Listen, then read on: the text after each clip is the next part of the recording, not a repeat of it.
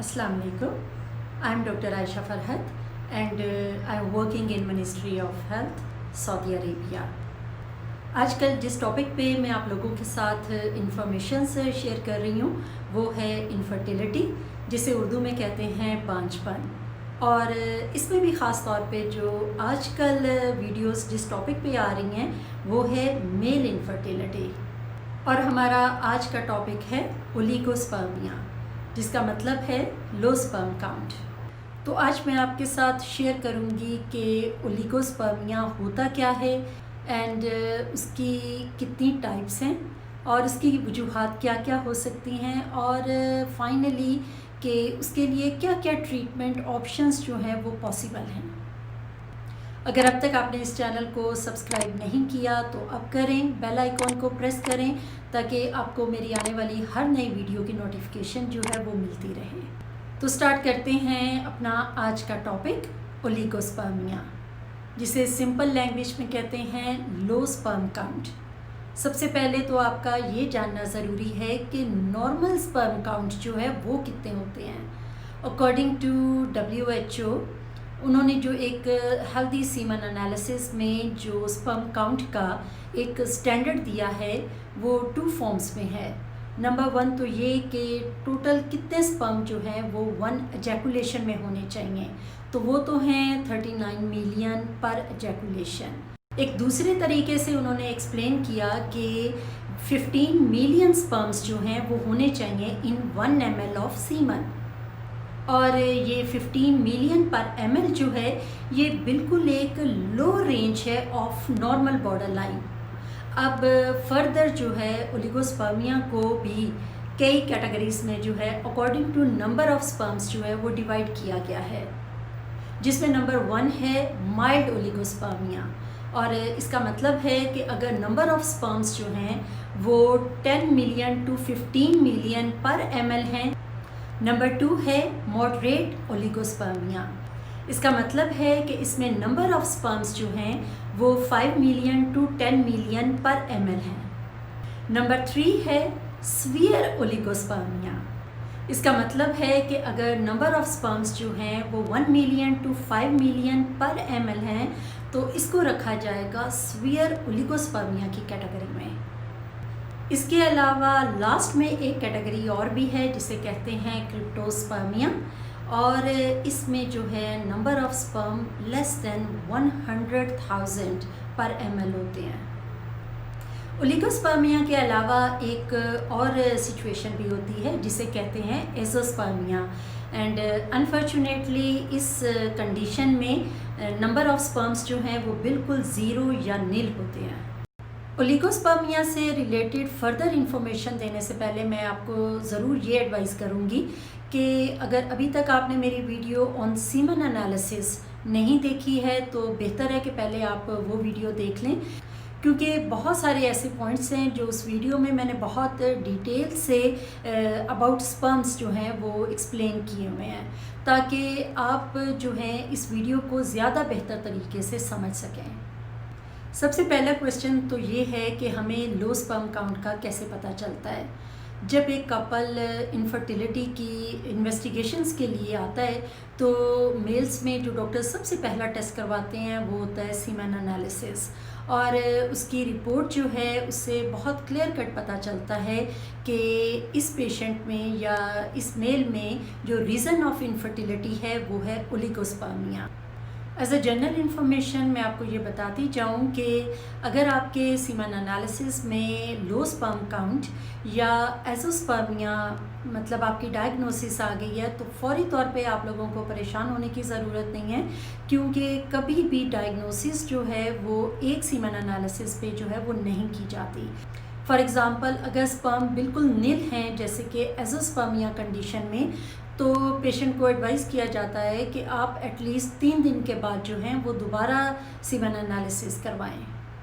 और अगर कुछ दूसरी तरह की अबनॉर्मेलिटीज़ जो हैं वो रिपोर्ट में देखने को मिलती हैं तो पेशेंट को ये एडवाइस किया जाता है कि आपने सीमेन एनालिसिस को रिपीट जो करना है वो ड्यूरेशन तकरीबन 3 माह का होना चाहिए। वो इसलिए कि जो स्पर्म प्रोडक्शन प्रोसेस है इसका जो एवरेज टाइम पीरियड है वो है बिटवीन 75 डेज़ टू 90 डेज़, क्योंकि अगर आफ्टर 3 मंथ्स भी सेम ही रिपोर्ट आती है और सेम ही तरह की अबनॉर्मेलिटीज़ आती है देन वी कैन से कि हाँ ये मसला हो सकता है। अदरवाइज़ अगर कुछ एनवायरमेंटल चेंजेस या किसी और वजह से जो है वो स्पर्म में अबनॉर्मेलिटी आई है तो वो वक्ती भी हो सकती है, जो कि 3 माह वाले after a new semen analysis जो है उसमें वो ठीक भी आ सकती है। अक्सर ये क्वेश्चन पूछा जाता है कि जिन मेल्स में लो स्पर्म काउंट है तो क्या ओलिगोस्पर्मिया की कोई सिम्टम्स भी आती हैं। तो इसका आंसर ये है कि तकरीबन मोस्ट ऑफ द केसेस में पेशेंट बिल्कुल हेल्दी होते हैं देखने में, बस जब वो डॉक्टर के पास आते हैं ड्यू टू इनफर्टिलिटी प्रॉब्लम और उनका सीमेन एनालिसिस किया जाता है तो उसमें लो स्पर्म काउंट आते हैं।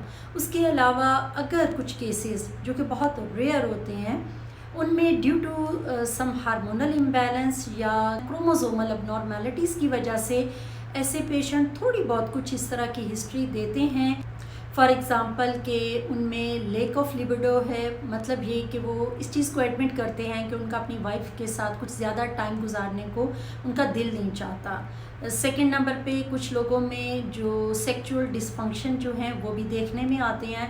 और थर्ड नंबर पे ये होता है कि बाज़ औक़ात उनकी कुछ स्वेलिंग टाइप जो है वो कंप्लेन होती है, जो कि due to may be hydrocele या वेरिकोसील वगैरह की वजह से हो सकती है। अब हम बात करते हैं उन वजूहात पे जो कि लो स्पर्म काउंट जो है वो काज करती हैं। इसको भी फर्दर आप 3 कैटेगरीज़ में डिवाइड कर सकते हैं। फॉर एग्ज़ाम्पल कि हमारी अपनी जो लाइफ चॉइसेस हैं वो नंबर 1 पे आएंगी, सेकंड नंबर पे मेडिकल काजेज़ हैं एंड थर्ड नंबर पे आप कह सकते हैं एनवायरमेंटल काजेज़। तो पहले बात करते हैं हमारी अपनी जो लाइफ चॉइसेस हैं। फॉर एग्ज़ाम्पल स्मोकिंग में आपको बता दूं कि बहुत ज़्यादा बैड इफ़ेक्ट जो है वो स्पर्म्स पे करती है। सिर्फ लो नंबर ऑफ स्पर्म नहीं होता, उससे और भी बहुत सारी जो स्पर्म रिलेटेड प्रॉब्लम है, फॉर एग्ज़ाम्पल मोटिलिटी वगैरह, तो ये सब कुछ बहुत बैडली अफेक्ट होता है। उसके अलावा अल्कोहल इनटेक एंड नंबर 3 है कुछ different kind of drug abuse. आजकल की न्यू जनरेशन माशाल्लाह से काफ़ी इस तरह का स्टफ़ जो है वो यूज़ कर रही है। नंबर 4 है एनाबॉलिक स्टीरॉइड्स। ये ख़ास तौर पे मैं उन लड़कों को एडवाइस करूँगी जो जिम वगैरह जाके कम टाइम जो है उसमें बहुत ज़्यादा जो है अपनी मसल्स डेवलपमेंट करना चाहते हैं, जिनको आजकल बहुत बॉडी बिल्डिंग का शौक़ चढ़ा हुआ है। वो ये नहीं जानते कि आने वाले वक्त में ये उनकी सेक्सुअल हेल्थ को ये चीज़ जो वो स्टीरॉइड्स यूज़ कर रहे हैं वो उन्हें किस हद तक अफेक्ट कर सकते हैं। उसके बाद नंबर 4 पे आ जाता है ओबेसिटी, मतलब मोटापा, कि जितने आप लेज़ी रहेंगे उतने आप मोटे हो जाएंगे, जिससे आपका टेस्टोस्टेरोन लेवल जो है वो बहुत बैडली अफेक्ट होता है। इस बात का आपने ख़ास तौर पे ख्याल रखना है। और जब आपका हार्मोनल लेवल जो है वो बॉडी में कम हो जाएगा तो वो ऑटोमेटिकली जो स्पर्म प्रोडक्शन और उसकी मैच्योर जो अफेक्ट उनके हैं वो कम हो जाएंगे। और लास्ट ऑफ ऑल है लॉन्ग टर्म स्ट्रेस। कोशिश करें कि जितना अपने आप को रिलैक्स रख सकते हैं रखें, इतना ज़्यादा स्ट्रेस ना लें कि वो आपकी बॉडी को हेड टू टोज़ अफेक्ट करना शुरू कर दे, आपका सारा बॉडी सिस्टम हार्मोनल इम्बैलेंस हो जाए, जिसके नतीजे में जो है लो स्पर्म काउंट भी हो सकते हैं। सेकंड नंबर पे आती हैं मेडिकल काजेज़ जो फर्दर लो स्पर्म काउंट जो हैं वो काज करती हैं। उसमें आप नंबर 1 पे रख सकते हैं क्रोमोसोमल अबनॉर्मेलिटीज़। मैं आपको एडवाइस करूंगी कि मैंने एक वीडियो में डिस्कस किया है कि ऐसी क्या वजूहात हो सकती हैं जो मेल इनफर्टिलिटी जो है वो काज करती हैं, कि आप वो वीडियो जो है वो ज़रूर देखें ताकि आपका जो कॉन्सेप्ट है वो क्लियर हो जाए कि मेल इनफर्टिलिटी की most important causes and level जो हैं वो क्या क्या हो सकते हैं। उसके बाद अगर आप इस वीडियो को देखेंगे तो आपको ये ज़्यादा बेहतर तरीके से आप इसको समझ सकेंगे। नंबर 2 पे है हार्मोनल इम्बैलेंस। हार्मोन्स का बहुत ही इम्पॉर्टेंट रोल है स्पर्म प्रोडक्शन और उनको मैच्योर करने में। सो अगर किसी किस्म का कोई इम्बैलेंस हो जाता है between brain to reproductive system के दरमियान, तो उसके नतीजे में लो स्पर्म काउंट्स जो हैं वो होना शुरू हो जाते हैं। Number 3 varicocele. नंबर 4 अगर कोई सर्जरी की हिस्ट्री है। नंबर 5 अगर कोई रेडियोथेरेपी या कीमोथेरेपी पेशेंट ने ली है, तो ये मैं आपको अपनी लास्ट वीडियो में बता चुकी हूँ कि ये बहुत ज़्यादा बैडली अफेक्ट करता है नंबर ऑफ स्पर्म्स को। नंबर 6 है infection in reproductive tract and number 7 ejaculation problems. Medical causes के अलावा कुछ दूसरे ऐसे एनवायरमेंटल फैक्टर्स भी हैं जो कि लो स्पर्म काउंट्स जो है वो काज कर सकते हैं।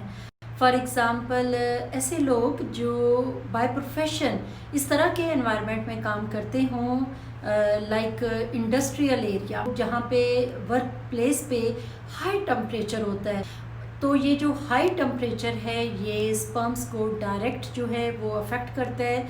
इसके अलावा ऐसे लोग जो रेडिएशंस टाइप डिपार्टमेंट्स में, जैसे एक्सरे डिपार्टमेंट हैं या वो जो कुछ deal of heavy metals type इस तरह का उनका प्रोफेशन है, तो ये जो एनवायरमेंटल चेंजेस हैं ये भी मेल्स में डायरेक्ट उनके रिप्रोडक्टिव सिस्टम को, ख़ास तौर पे स्पर्म काउंट को जो है वो अफेक्ट करती हैं। अब हमने ये तो डिस्कस कर लिया कि ऐसी कौन कौन सी वजूहात हैं जो कि लो स्पर्म काउंट का बायस हो सकती है। तो अब हर ट्रीटमेंट जो है वो डिपेंड करती है कि इसकी वजह क्या थी। फॉर एग्ज़ाम्पल अगर reason of low sperm count is infection, तो उसको ट्रीट किया जाएगा बहुत ही अच्छी एंटीबायोटिक से। नंबर 2 है कि अगर रीज़न है हार्मोनल इम्बैलेंस, तो उसको मेडिसन या फिर hormonal replacement therapy according to need of the patient जो है उससे ट्रीट किया जा सकता है। नंबर 3 है कि अगर काज बनी है वेरिकोसील, तो इसको after examination by a urologist इसकी प्रॉपर डायग्नोसिस के बाद पेशेंट को जो है वो सर्जरी रिकमेंड की जाएगी। इसके साथ साथ जैसे कि मैंने शुरू में ही आपको बता दिया कि जो चीज़ें आपके अपने हाथ में हैं, अपना हेल्दी लाइफस्टाइल उसको आपने खुद मेंटेन रखना है, अपना वेट जो है उसको कंट्रोल रखना है, एक्सरसाइज डेली करनी है, एक्स्ट्रा स्टेरॉइड्स वगैरह का यूज़ नहीं करना, स्मोकिंग और अल्कोहल को जो है वो बिल्कुल छोड़ देना है, और उसके साथ साथ अपना जो स्ट्रेस लेवल है कोशिश करनी है कि अपने आप को रिलैक्स रखें। ओलिगोस्पर्मिया की मैनेजमेंट में एक अच्छे लाइफस्टाइल के साथ साथ हमें कुछ इस तरह की एडवांस टेक्निक्स की भी ज़रूरत होती है जिसे कहते हैं ART, असिस्टेड रिप्रोडक्टिव टेक्निक्स, जो कि बहुत ज़्यादा हेल्पफुल होती हैं इन केस ऑफ मॉडरेट और severe oligospermia, because in these conditions जो हैं वो नंबर ऑफ स्पर्म्स पर ml बहुत ही ज़्यादा कम होते हैं। तो जो मोस्ट कॉमन ART टेक्निक्स हैं उनमें नंबर 1 है IUI, नंबर 2 है IVF in vitro fertilisation and number 3 है ICSI। In case of low sperm count, ख़ासतौर पे माइल्ड ओलिगोस्पर्मिया में जो IUI टेक्निक है इंट्रा यूट्राइन इंसेमिनेशन, इसको ज़्यादातर यूज़ किया जाता है क्योंकि ये बहुत ही इजी है। इसमें सिंपली एक कैथेटर के थ्रू जो है वो स्पर्म को फीमेल जेनिटल ट्रैक में इंसर्ट कर दिया जाता है, और अगर IUI जो है वो रिपीटेडली फेल हो जाए तो फिर इन पेशेंट्स में जो फर्दर टेक्निक्स हैं, मतलब IVF और ICSI वगैरह जो है इसे ट्राई किया जाता है। इसके अलावा ऐसे केसेस जो कि मॉडरेट या सीवियर ओलिगोस्पर्मिया है, इन केसेस में भी ये दोनों टेक्निक्स जो हैं ये बेस्ट चॉइस हैं और इनका बहुत ही अच्छा पॉजिटिव रिज़ल्ट जो है वो देखने में मिलता है। तो ये था हमारा आज का टॉपिक ओलिगोस्पर्मिया। उम्मीद है कि मेरी ये वीडियो भी आपको पसंद आएगी और आप ज़रूर इससे कुछ ना कुछ सीखेंगे। अगर अब तक आपने इस चैनल को सब्सक्राइब नहीं किया तो अब करें, बेल आइकॉन को प्रेस करें ताकि आपको मेरी आने वाली हर नई वीडियो की नोटिफिकेशन जो है वो मिलती रहे। और अब मुझे दीजिए इजाज़त। इंशाल्लाह मिलते हैं किसी नए वीडियो में किसी नए टॉपिक के साथ। तब तक के लिए खुदा हाफिज़।